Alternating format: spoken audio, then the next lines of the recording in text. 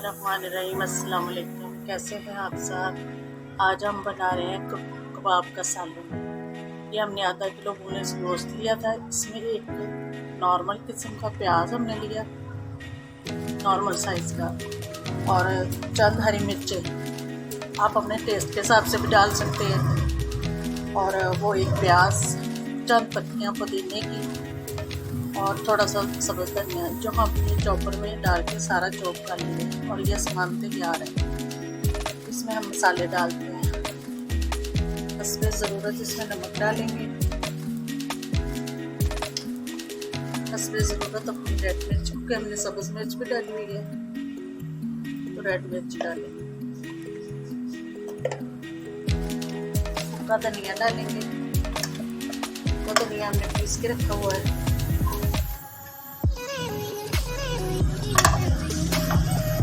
और बेसन आपने लेके उसको तवे पे थोड़ा सा भून लेना है।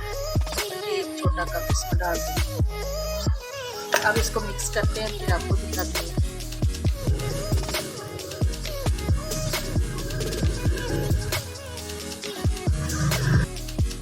ये देखिए, हाथ पे हमने ऑयल लगा दिया और ये सामान तैयार है।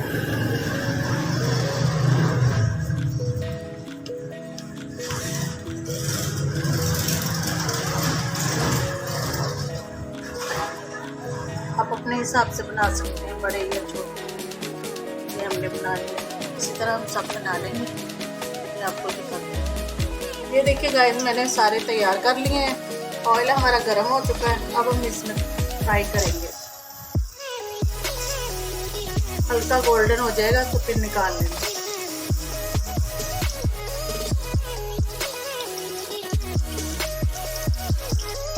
ये देखिए गाइस, इस तरह हमने ब्राउन कर लेंगे। इसी तरह हम सब ब्राउन कर लेंगे, फिर इसका सालन बनाएंगे। कबाब हमारे तैयार हो गए। अब इसी ऑयल में हम ग्रेवी बनाएंगे सालन की। जीरा डालेंगे,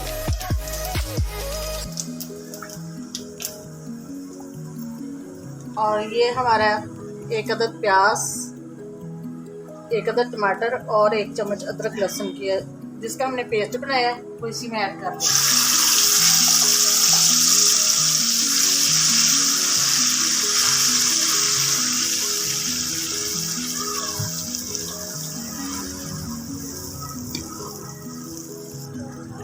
हस्बे ज़रूरत नमक डालेंगे,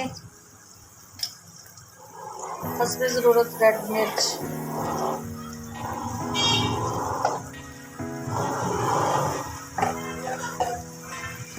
हल्दी पाउडर।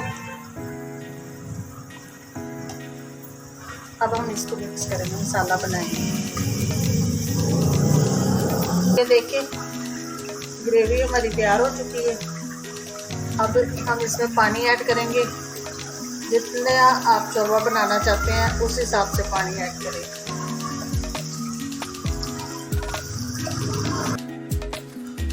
इसको हम अब उबाल आने देंगे, फिर इसमें कबाब डालेंगे।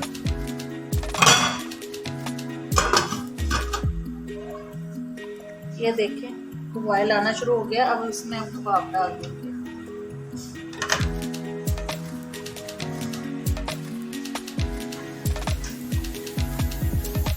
अब हम इसको थोड़ी देर के लिए पकाएंगे।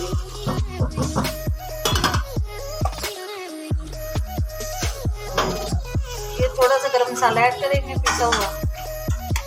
मेरे पास सब्ज़ धनिया नहीं है, ये सूखी मेथी है कसूरी, जो हम हाथ से मैश करके इसमें डाल देंगे।